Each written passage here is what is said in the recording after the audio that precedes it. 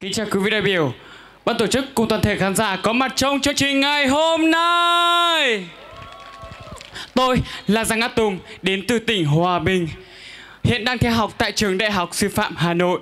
Đến với cuộc thi Tuôn Chai Vả Mình, tôi muốn mang đến hình ảnh của bản thân vượt qua mọi giới hạn, để lại những ấn tượng tốt trong lòng mọi người.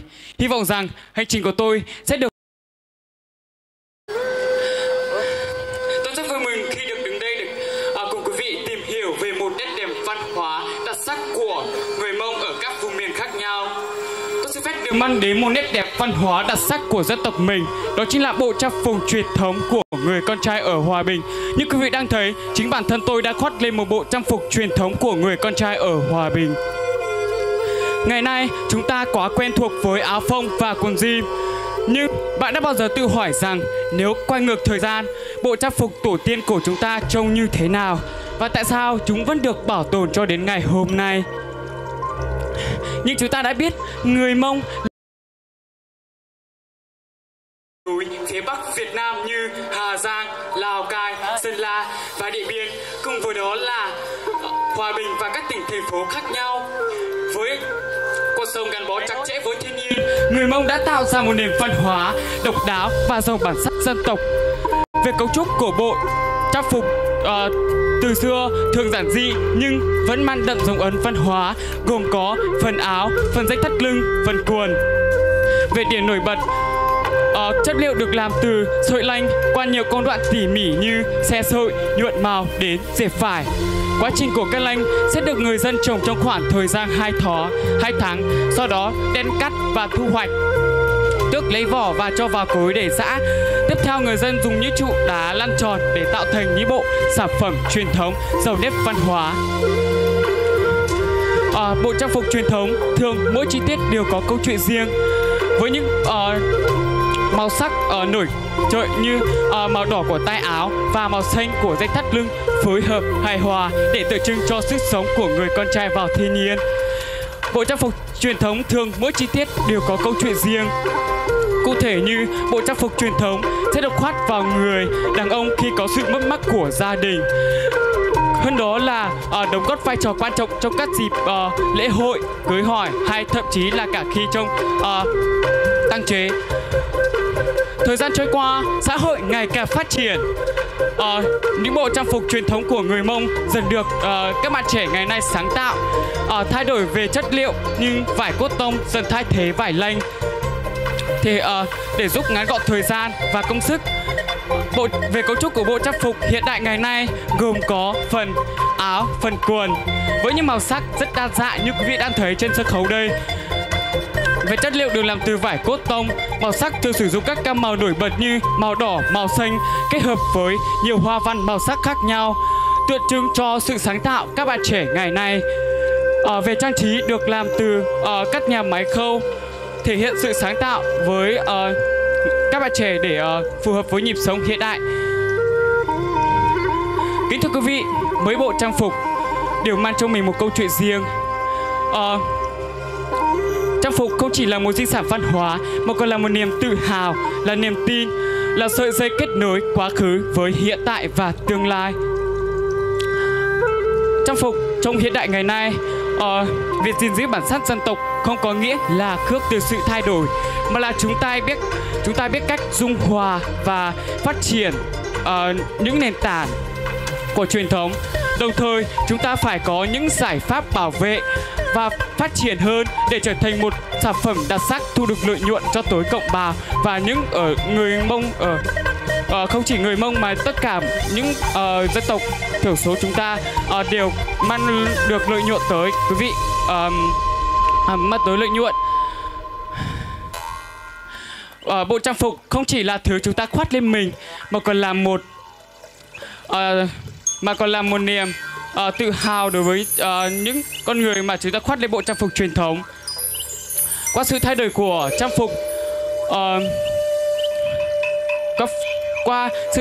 phục, chúng ta nhận ra tầm quan trọng của việc gìn giữ và bảo tồn những giá trị văn hóa truyền thống của bộ trang phục truyền thống.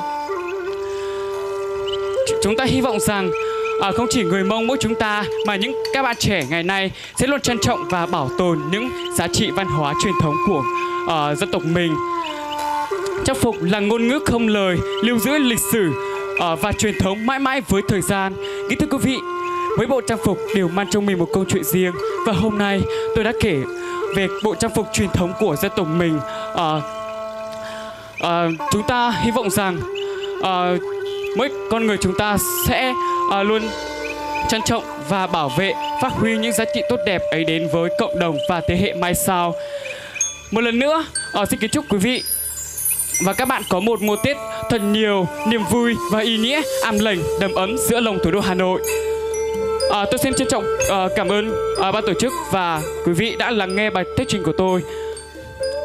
Xin chúc chương trình thành công, rực rỡ và tốt đẹp.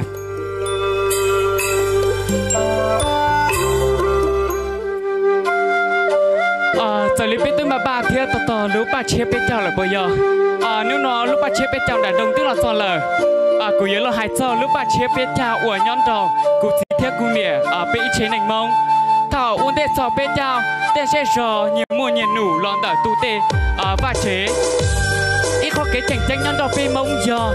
Tôi nhớ thiên trò tao cháu số mỏ của tao là uốn đỡ lúc chế nành.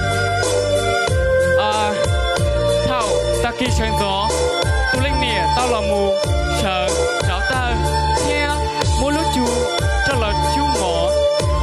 Thảo lên này thảo nó cho mình nhủ cho lên gì tao là sáng cho lên niệm ba chó ba thiết chóm lồng chơi thiên trò trào chó đã tuôn chúa. Thảo nó cho một biết xế lờ tao là hu cho cứ ti san rào tua cổng.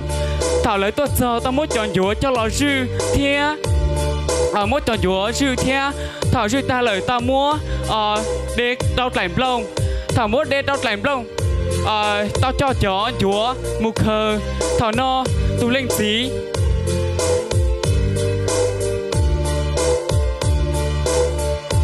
thảo no tu linh xí tao là mua chọn tới sự ca thiết chọn tới khó trông tế.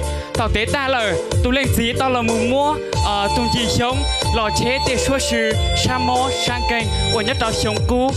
Thảo tu linh xí tao chết ta lời linh xí tao là mùng ba xía chọn tới sự ca thiết chó đã khó trông thiết chế ổn cho linh nỉa cho mình nhủa tao tu tê va chế cỏ chế khí sông cao.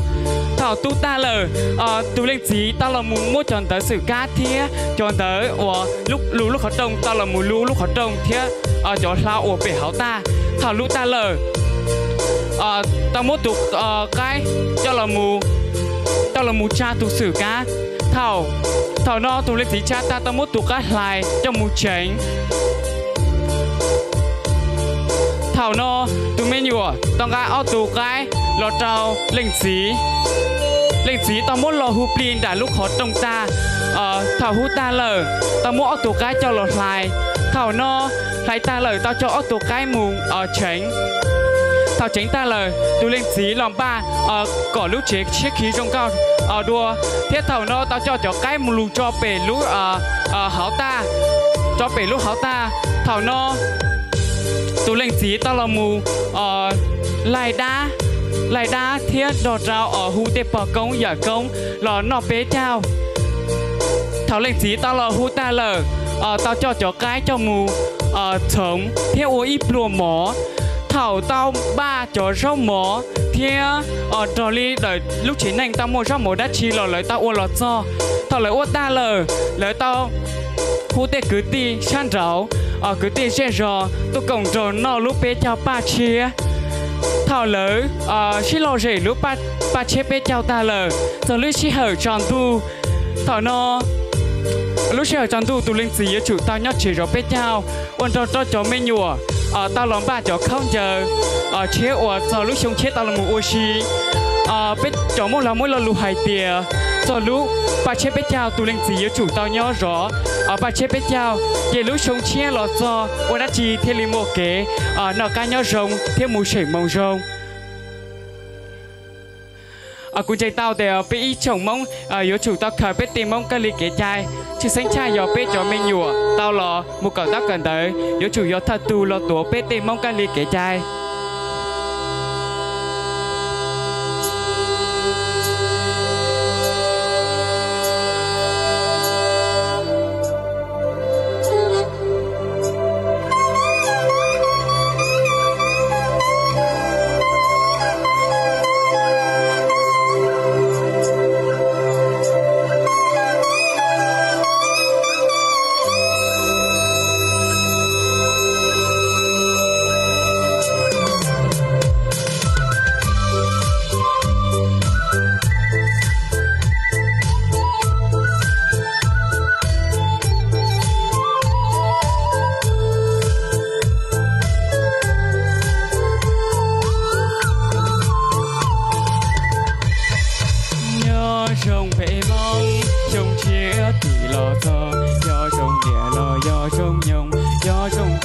yo trong chồng ta kia lu chồng cu chồng chia thì kia lo để bông đừng lo luôn thuận gì để dễ cho và kia chia thì sai to lu chồng chia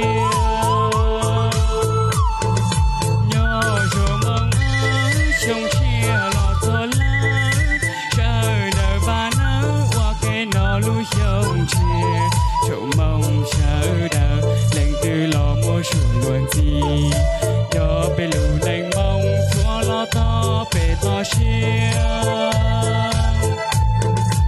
nhỏ tao sống nó mua lũ rồng phòng tao cha đời thua tu mua nó mua nhà khờ mua nhà chia phòng tao cha đời mua lũ đánh nó ca hao hù nhẹ chia bú tê của công lòng thua và bù trẻ mong cha đời mong ơi lũ trong chia cho lời là chồng cho yêu mù bò bò yêu mù chỉ thua lũ cho mong lo chỉ chắp lơ trào trong nó chỉ nhỏ cầu chỉ tại thế rồi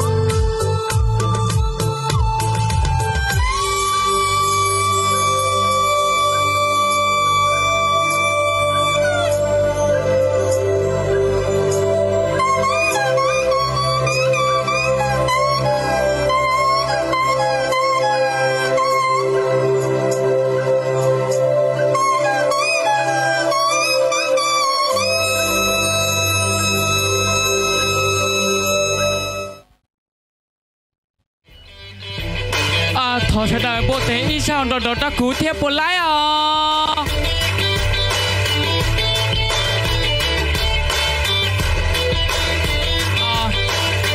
cứ thở trong ta tập bế chồng tiếng bài lu ở chi hà là nông cú hu cú răng gạo thét cú tao là hu chó lúc cú chỉ không giờ tao bế sổ tài tao nông cứ thấu cho ta.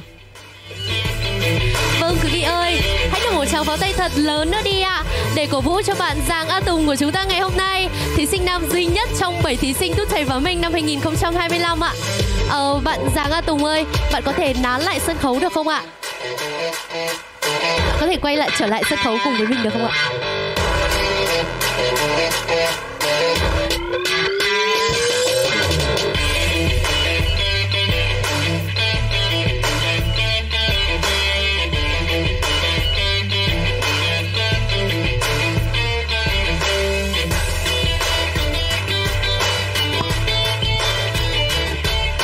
Cụ thở đầu tiên thì em xin lỗi mọi người cũng như là lần đầu em lên trên một sân khấu nó đông người như thế này và cũng hồi hộp nên là em có không chuẩn bị và có chút thiếu sót. Vâng, có vẻ như là bạn diễn xong phần thi của mình, bạn đang rất là vui và vui quên lối về đó mọi người ạ. Vâng, xin chúc mừng bạn đã hoàn thành xuất sắc phần thi của mình. Và sau đây xin mời ban giám khảo sẽ đưa ra những lời nhận xét và góp ý cho bạn Giàng A Tùng của chúng ta.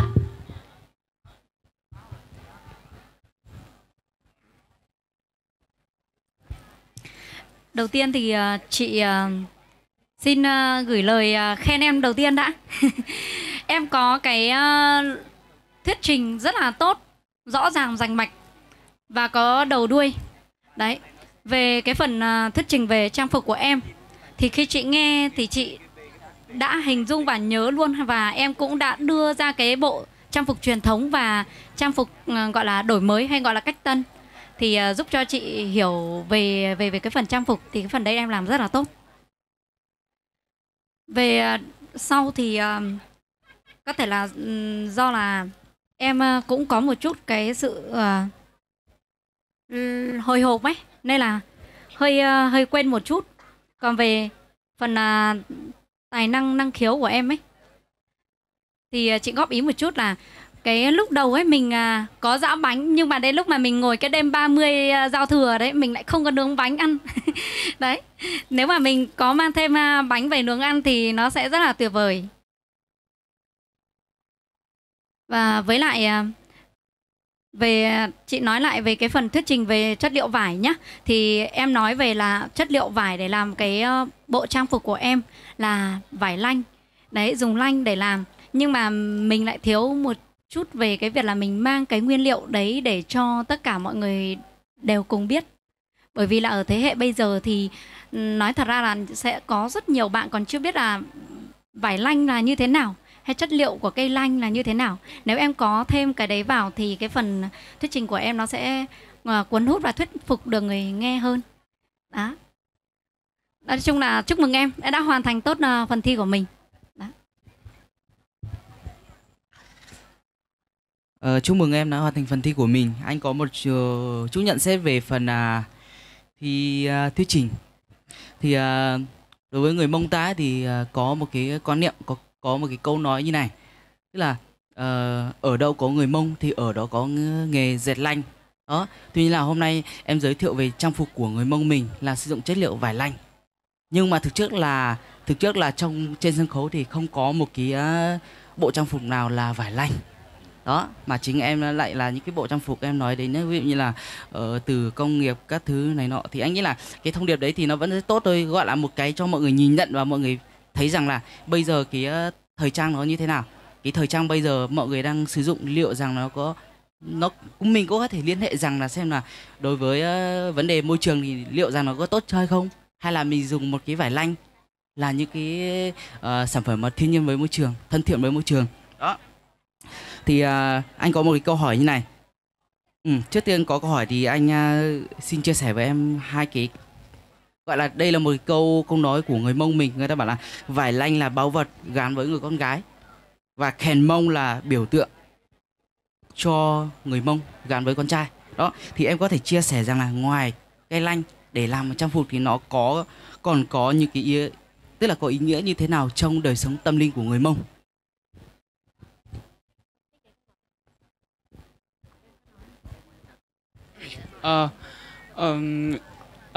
Em xin phép được trả lời câu hỏi của ban tổ chức, một câu hỏi rất là hay đúng không ạ?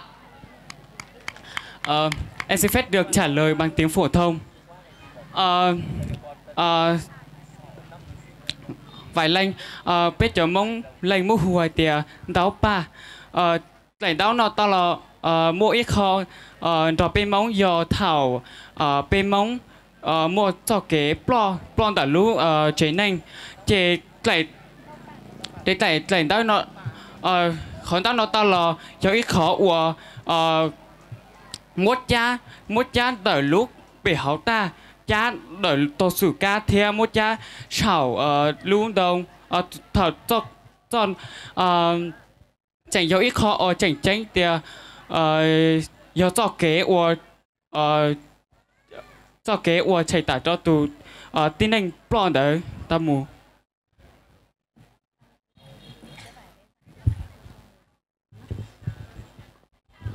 Ok, thì có khi là sẽ phải chia sẻ về tiếng Mông thì có thể là chúng ta sẽ trao đổi nó rõ hơn. Đó, thì vải lanh thì thực chất là nó là em vừa bảo là tao ba thì thật ra không phải, nó là tao mà. Chính xác là tao mà mới là vải lanh. Còn như thế là hơi bị nhầm đấy. Đó. Còn câu chuyện mà vải lanh mà có ý nghĩa trong đời sống tâm linh của mình thì cái này thì chắc là chia sẻ thật đâu, trong cưới sim đăng ma các thứ tất tật là đều có vải lanh. Và nó như là một cái vật bất ly thân kể cả khi con người ta còn ở thế giới này và rời sang thế giới bên kia. Chúc mừng em. Vâng, em cảm ơn một câu hỏi rất đặc sắc của ban tổ chức.